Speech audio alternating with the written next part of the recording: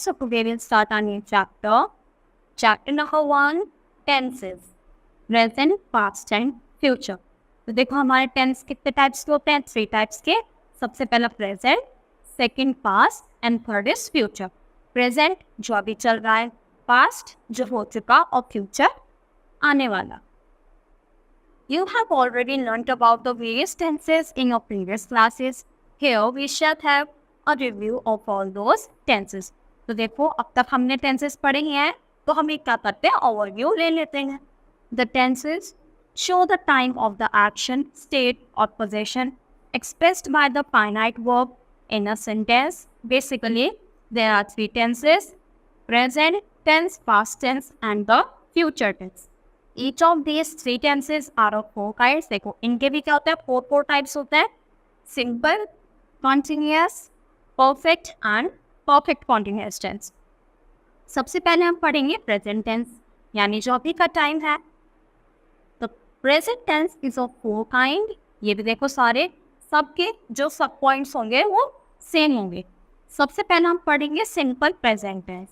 Remember the rules you have learned in the earlier classes. It is used to express a habitual action, general truth, a permanent situation, a future action that has a fixed schedule and feelings, thoughts.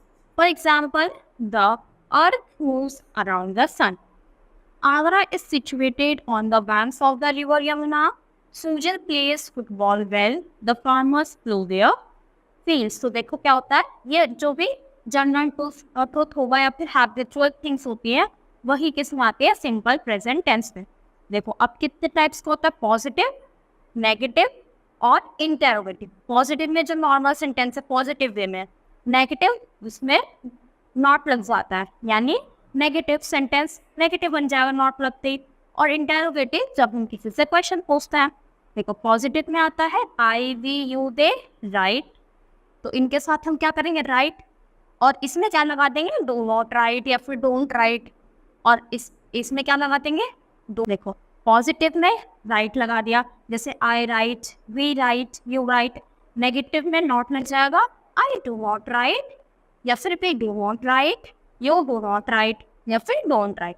और interrogative में जब हम question पूछते हैं तो do I write, do we write, do you write, ऐसे करके. तो पॉजिटिव नॉर्मल सेंटेंस नॉट लगते ही नेगेटिव बन जाता है और डू लगते ही हमारा वो क्वेश्चन बन जाएगा. फिर आता है प्रेजेंट कंटिन्यूअस टेंस. कंटिन्यूअस में क्या होता है, the present continuous tense is otherwise called the present progressive tense. तो am I lying to you. तो देखो इसमें याद रखना, कंटिन्यूअस में हमेशा आईएनजी फॉर्म होती है, तो प्लस आईएनजी. तो lie plus ING, lying, talking, waiting, right. So is the visitor waiting outside? Are they writing the answers? Are you talking seriously? फिर आता है present perfect tense. तो इसमें देखो क्या होता है, it is used to express an action that has been completed in the immediate past. An action that began in the past and is carrying on the present. तो इसमें हम क्या होता है, जो काम तो स्टार्ट हो गया था पास्ट में और अभी तक क्या हो रहा है, चल रहा है, तो किस में आ जाता है, प्रेजेंट परफेक्ट टेंस. अभी स्टार्ट हुआ हो तो गया था पास में, पर अभी तक चलते आ रहा है. जैसे द ट्रेन हैज लेफ्ट. तो ट्रेन ने क्या करा, वहां से तो निकल गई, पर अभी भी ट्रेन क्या कर रही है, चल रही है ना. देखो ये क्या हो गया, present perfect tense. Peter has not won the prize. I have not gone to the market today. Tom has finished his work. Have they run well. Has he done his work? तो सारे किसके example हुए, present perfect tense के. अब इसमें भी positive, negative और interrogative होगा. तो पॉजिटिव वाला नॉर्मल, नेगेटिव में हमारा नॉट लग जाता है और इंटेरोगेटिव में क्वेश्चन मार्क, यानी हम क्वेश्चन पुट अप करते हैं. तो he has won the prize, he has not won the prize, और he won the first. Has he won the first prize? तो ये क्या बना दिया हमने, question. Next is present perfect continuous tense. तो कॉन्टिन्यूअस आ गया तो आईएनजी तो फटाफट लगेगा ही. तो देखो इसकी क्या होती है, इस फॉर्म में होता है. सबसे पहले सब्जेक्ट यानी जो डूअर होगा, फिर हैज हैव के बाद बेन, वर्ब के फर्स्ट फॉर्म फिर ING और फिर ऑब्जेक्ट। ये किसका फॉर्मेट होता है? Present perfect continuous tense. तो I have been waiting for an hour. I हो गया सब्जेक्ट, फिर हैज हैव आ गया, बीन आ गया, फिर वर्ब की फर्स्ट फॉर्म प्लस ING और फिर हमारा ऑब्जेक्ट आ गया। तो the child has been crying since the mother left. तो जैसे ही मदर ने लेफ्ट किया तब से बच्चा रो रहा है। How long have you been living here? Has she been living for a long time. फिर आता है देखो असर्टिव यानी पॉजिटिव सेंटेंस, और नेगेटिव हो जाता है हमारा नॉट लगते ही। तो subject plus is am are, verb की फर्स्ट फॉर्म प्लस ING और ऑब्जेक्ट। और इसमें क्या हो जाएगा? बस इस एम आर के बाद नॉट लग जाएगा, बाकी का सेम रहेगा। तो if the subject I is the auxiliary verb am is used, I के साथ हमेशा एम यूज होता है।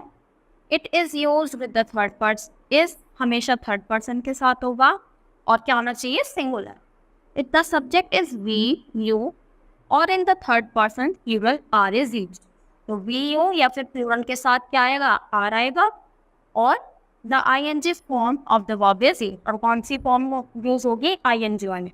तो आई एम, देखो आई के साथ क्या आया? एम, इट के साथ इज, परी इज, क्योंकि परी क्या है? सिंगुलर, और दे प्लूरल हो गया तो इसीलिए यहाँ पर आर आ गया। तो I am reading a novel, they are travelling, it is raining outside and Pari is doing her homework. Negative में क्या हो जाएगा? बस नॉट लग जाएगा, बाकी फॉर्मेट सेम रहेगा। तो I am not reading now, they are not living here, the boys are not playing cricket. फिर क्वेश्चन जब हम पुटअप करते हैं तो इस MR प्लस सब्जेक्ट, अब की बात देखो सब्जेक्ट क्या आया? बाद में आया, वर्ब की फर्स्ट फॉर्म, फिर ING और फिर ऑब्जेक्ट। तो देखो to form the interrogative of the present continuous tense, the auxiliary verb is MR is used before the subject। तब की बार क्या होगा? अगर क्वेश्चन पूछना है तो अब की बार सब्जेक्ट बाद में आ जाएगा और उससे पहले is MR वाली फॉर्म।